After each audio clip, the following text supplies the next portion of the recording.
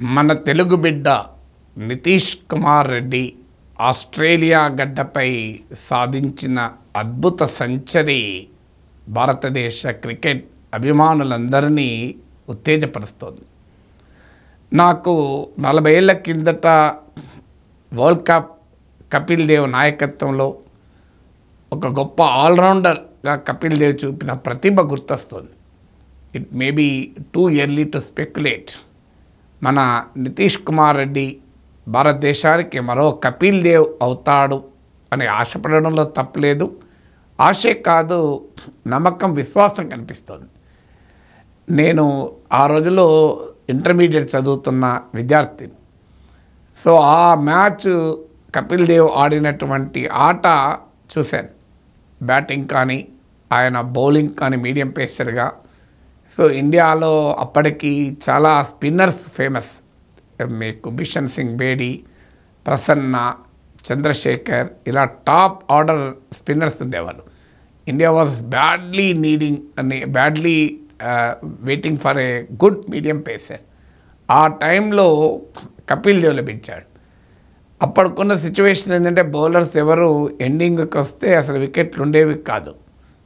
మీకు చంద్రశేఖర్, బేడి, వెంకట్రాఘవన్, సో ఒక 5-6 అవుట్ అయిపోతే ఇంతే సంగతి, ఇక ఆ టీం 0 ఖర్చుడే. అలాంటి టైంలో ఆల్రౌండర్స్ ఉంటే ఎంత లాభమో కపిల్ దేవ్ ప్రూవ్డ్. ఈ ఆల్రౌండర్లో కూడా 2 రకాలు ఉంటారు. బౌలింగ్లోనో బ్యాటింగ్లోనో చాలా ఫేమస్ ఉండి అడపాదడప ఒక చేంజ్ యాక్టివిటీ లాగా ఇంకో గేమ్లో ఇంకో పార్ట్ పోషిస్తుంటారు. దే బేసికలీ బ్యాట్స్మెన్, బట్ అప్పుడప్పుడు బౌలింగ్ చేస్తుంటారు. బేసికలీ బౌలర్, కానీ ఎప్పుడో ఒకసారి మంచి పర్ఫార్మెన్స్ చెప్తారు.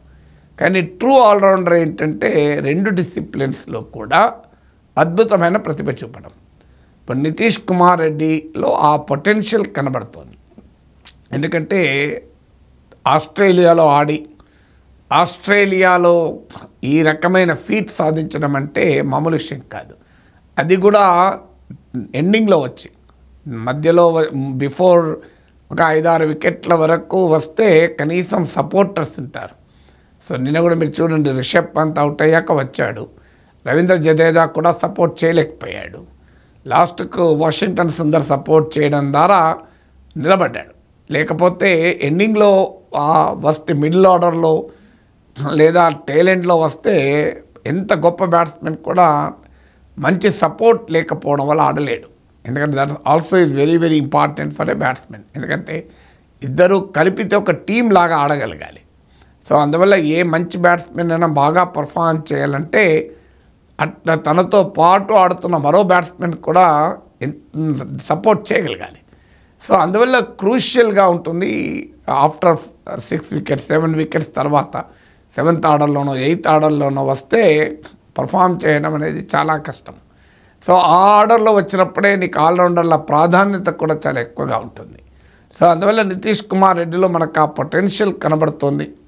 సో కపిల్ దేవ్ మళ్ళీ వచ్చాడా అనేటువంటి నమ్మకం అయితే ఈ మధ్యకాలంలో మనం చూస్తున్నాం. మన తెలుగు హీరోలు బాలీవుడ్ను దున్నేస్తున్నారు. హిందీ ఫిలిం గ్రౌండ్ అంతా దున్నేస్తున్నారు. సో మన ప్రభాస్ కావచ్చు, మన అల్లు అర్జున్ కావచ్చు, సో మన వాళ్ళు, మన రాజమౌళి కావచ్చు, వీళ్ళంతా కొట్టిపడేస్తున్నారు బాలీవుడ్ను. ఇప్పుడు క్రికెట్లో కూడా మన తెలుగు వాళ్ళు ఆ రకంగా, అంటే కపిల్ దేవ్ హర్యానా నుంచి ఎమర్జ్ అయితే తెలుగు గడ్డ నుంచి మరో కపిల్ దేవ్ ఎమర్జ్ అవ్వడం అనేది డెఫినెట్గా మనందరికీ గౌరవకారణం. అందులో ఈ స్టోరీ చూస్తే it's a really emotional story. ఇవాళ మీడియాలో మీరు చదవండి, చాలామంది స్పోర్ట్స్ స్టార్ల పైన బయోపిక్లు కూడా వస్తాయి. ఎందుకంటే స్పోర్టింగ్ పర్సనాలిటీస్ చాలా ఇన్స్పైరింగ్గా ప్రజల్ని ప్రభావితం చేస్తూ ఉంటారు. ఈవెన్ నాకు I may be right are wrong, నేను కరెక్ట్గా మెజర్ చేసి చెప్పడం లేదు, కానీ ఫిలిం స్టార్స్ పైన వచ్చిన బయోపిక్ల కన్నా స్పోర్ట్స్ స్టార్ మీద బయోపిక్లు బాగా వచ్చినట్టున్నాయి. I don't know the exact number, but మీరు నితీష్ కుమార్ రెడ్డిపై బయోపిక్ అనేది బ్లాక్ బస్టర్ అవుతుంది. ఎందుకంటే చాలా బలమైన ఎమోషన్స్ అండ్ లైఫ్లో ఉన్నాయి.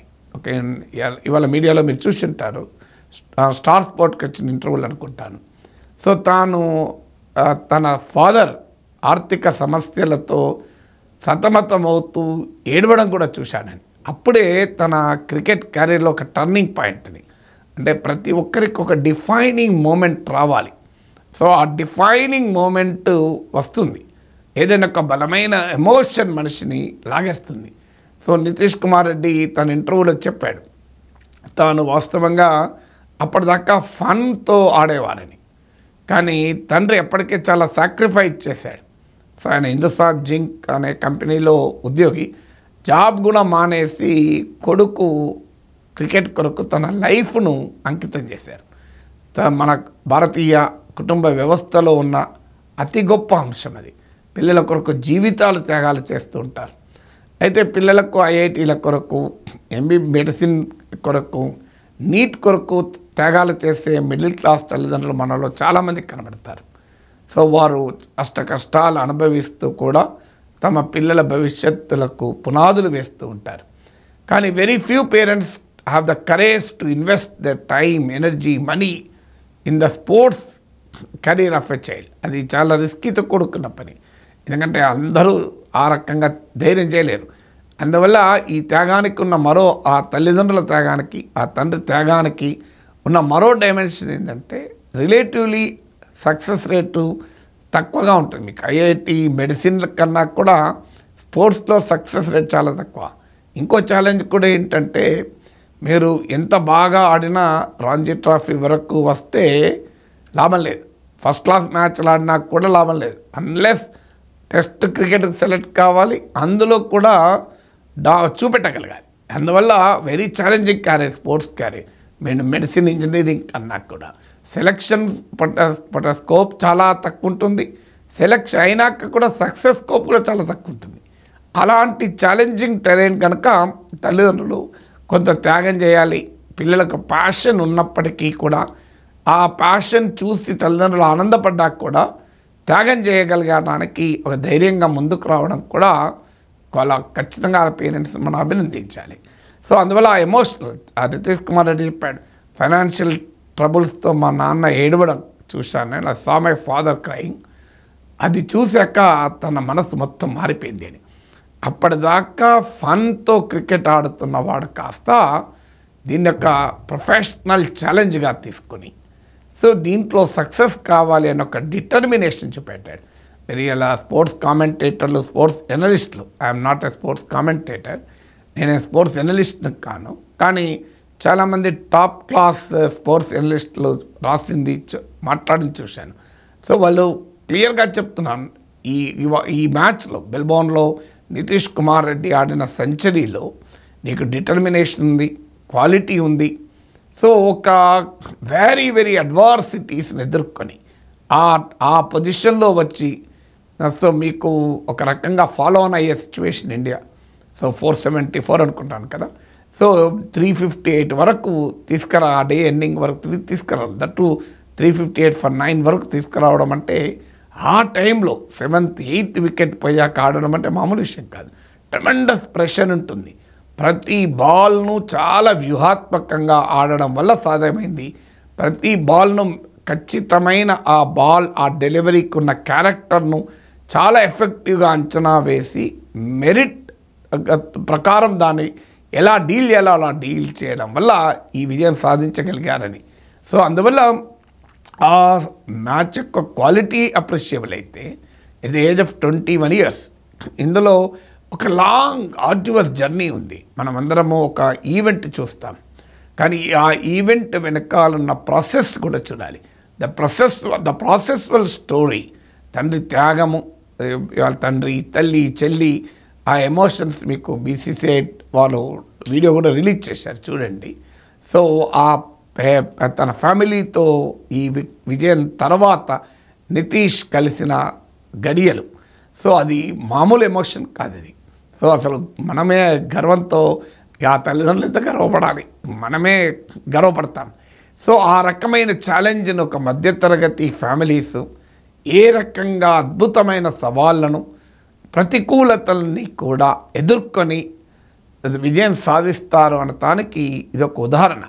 సో క్రికెట్ అంటే ఒకప్పుడు బాగా డబ్బున్న వల్ల గేమ్గా పిలిచేవాళ్ళు. సో కానీ ఆ రోజులు పోయి మహారాజా రంజిత్ సింగ్లు మాత్రమే కాదు, సో సామాన్య ప్రజలకు కూడా క్రికెట్ ఆడగలుగుతున్నారు. హైదరాబాద్ గల్లీల్లో ఆడిన అజారుద్దీన్ లాంటి వాళ్ళు ఆడారు. విశాఖ వీధుల్లో ఆడిన నితీష్ కుమార్ రెడ్డికి కూడా ఆడగలిగాడు. అంటే నీకు ఇంటర్నేషనల్ స్టేడియాతో ఎక్స్పోజరు ఉన్న వాళ్ళకి కాదు. ఈవెన్ ధోని విక్టరీ కూడా ఎందుకంత స్పిరిట్ అంటే cricket is reaching non metros. Cricket stars are born in smaller towns. అంటే మీకు నాన్ మెట్రోస్, స్మాలర్ టౌన్స్లో, మిడిల్ క్లాస్ ఫ్యామిలీస్లో, ఆర్డినరీ ఫ్యామిలీస్లో పుట్టి అద్భుతమైన పర్ఫార్మెన్స్ ఇవ్వగలుగుతున్నారు. ఈ స్టోరీలో ఇంకో డైమెన్షన్ కూడా ఉంది. సరైన సమయంలో సరైన వ్యక్తి సరిగా గుర్తించగలగాలి. ఎంత అద్భుతమైన టాలెంట్ ఉన్నా కూడా. అందువల్ల ఇలా నితీష్ కుమార్ రెడ్డి స్టోరీలో ఫాదర్ త్యాగంతో పాటు సెలెక్టర్ ఎంఎస్కే ప్రసాద్, అలాగే హనుమ విహారీ, సో తాను ఆడినప్పుడు కెప్టెన్గా ఉన్న హనుమ విహారీ కృషి కూడా ఇవాళ మీడియా అంతా గొప్పగా పొగుడుతోంది. ఎందుకంటే 2012-13లో అండర్-12, అండర్-14 టీముల్లో ఫస్ట్ నితీష్ కుమార్ రెడ్డి సెలెక్ట్ అయ్యి ఆంధ్ర క్రికెట్ అసోసియేషన్ ట్రైనింగ్లో, శిక్షణలో డెవలప్ అయ్యాడు. సో ఆ సెలెక్టర్ ఎంఎస్కే ప్రసాద్ యొక్క దూరదృష్టి ఇక్కడ చాలా అప్రిషియబుల్గా కనబడుతోంది. ఆ ఏజ్లోనే వితిన్ 10 years ఒక అద్భుతమైన టెస్ట్ క్రికెటర్ను 10 ఏళ్ల క్రితం గుర్తించగలగడం అంటే మామూలు విషయం కాదు. తర్వాత 2017-18లో విజయ్ మర్చెంట్ ట్రోఫీ సమయం, అందులో జగమోహన్ దాల్మియా అవార్డు కూడా పొందాడు. అంటే 176.4 ఎవరేజ్తో, 26 వికెట్లతో. సో నిజంగా చెప్పాలంటే 2017-18లోనే ఇండియన్ క్రికెట్కి ఒక కపిల్ దేవ్ కనిపించాడు. మళ్ళీ 4 ఏళ్ళు పట్టింది నిజంగా మనం ఎమర్జ్ అవ్వటానికి అని. సో అందువల్ల తన టీం మెంబర్గా ఉన్న నితీష్ కుమార్ రెడ్డిని అడుగడుగునా ప్రోత్సహించి శిక్షణ ఇచ్చిన హనుమ విహారీని కూడా అప్రిషియేట్ చేస్తున్నారు. అంటే ఒక లైఫ్లో ఒక అద్భుతమైన విజయం సాధించాలంటే నిన్ను గుర్తించగలిగిన వ్యక్తి కావాలి. అంటే రైట్ టైంలో టాలెంట్ను ఐడెంటిఫై చేసి ఆపర్చునిటీ, అమర్త్య సేన్ అంటాడు, development is the function of opportunities అని. సో ఆ ఆపర్చునిటీ కలిగించడం ఎంఎస్కే ప్రసాద్ చేసిన కంట్రిబ్యూషన్. ఆ తర్వాత ఒక గుడ్ మెంటర్ దొరికితే ఎంతటి విజయాలైనా సాధించవచ్చు అనడంలో ఇక్కడ హనుమ విహారీ కృషి కూడా మనకు కనబడుతుంది. అన్నిటికీ ముఖ్యంగా ఫ్యామిలీ సపోర్టు, తల్లిదండ్రుల త్యాగం, తండ్రి దార్శనికత, కొడుకు కొరకు ఏమైనా చేయాలి అనే వ్యక్తిగత కష్ట నష్టాలను, బాధల్ని పక్కకు పెట్టి అద్భుతమైనటువంటి కమిట్మెంట్, పేరెంటల్ కమిట్మెంటు ప్రతి పేరెంట్కు ఒక రకమైన మార్గదర్శి ఇవ్వాలి. సో అందువల్ల ఇవన్నీ కూడా మనకు ఒక వ్యక్తి విజయంలో. But ultimately the game has to be played by Nitish Kumar Reddy. ఎవరు ఎన్ని చెప్పినా, ఫాదర్ సపోర్టు, ఇంకెవ్వరు సపోర్ట్ ఎన్నున్నా, అల్టిమేట్లీ మ్యాచ్ ఆడాల్సింది మాత్రం నితీష్ కుమార్ రెడ్డి. అది కూడా 80,000 మంది ప్రేక్షకుల కేరింతల మధ్య. అందులో కూడా ఆస్ట్రేలియా మన హోమ్ గ్రౌండ్లో ఆడడం ఈజీ, ఎందుకంటే ఇక్కడ వాతావరణ పరిస్థితులకు అలవాటు పడి ఉంటారు. కానీ ఆస్ట్రేలియా లాంటి ఒక ఏలియన్ క్లైమేట్లో ఆడడం, వాళ్ళందరికీ తెలుసు ఆస్ట్రేలియన్ ప్లేయర్ల సంగతి ఏంటని. They are well known for sledging. అంటే ప్రత్యర్థి టీంలను రకరకాల దుర్భాషలాడుతూ, ఇన్సల్ట్ చేస్తూ, వాళ్ళని డిమోరలైజ్ చేయడంలో ఫేమస్. నేను మ్యాచ్లో చేసినట్టు లేరు, but they are known for it. Australians are world క్రికెట్లో ఎంత గొప్ప ప్లేయర్సో ఆన్ గ్రౌండ్ సంస్కారంలో అంత దిగజారుడుతనాన్ని ప్రదర్శించే టీం అది. మిగతా అన్ని టీంల కన్నా ప్రొఫెషనల్ కాంపిటెన్స్లో హైయెస్ట్, ఆన్ గ్రౌండ్ క్యారెక్టర్ బిహేవియర్లో లోయెస్ట్. అలాంటి టీంతో ఆడడం అంటే మరీ ఛాలెంజ్. సో అలాంటి చరిత్ర ఉన్న టీం. నేను I'm not commenting on the present team, ఈ టీంని అనడం లేదు. బట్ ఆ కంట్రీ క్రికెట్కి ఆ చరిత్ర ఉంది. That I'm referring to the history of Australian cricket. So అందువల్ల ఈవెన్ ప్రేక్షకులు కూడా చాలా సందర్భాల్లో నీ హోమ్ గ్రౌండ్ అయితే నీకు వాతావరణమే కాదు, ఆ కంఫర్టే కాదు, నిన్ను అభినందించేటువంటి నీ ప్రేక్షకులకు కూడా ఉంటారు. ఇలా ఒక డిఫరెంట్ అట్మాస్ఫియర్లో కూడా ఇంతటి పర్ఫార్మెన్స్ చూపిన నితీష్ కుమార్ రెడ్డిలో ఖచ్చితంగా మరో కపిల్ దేవ్ కనిపిస్తున్నాడని ధైర్యంగా చెప్పగలను.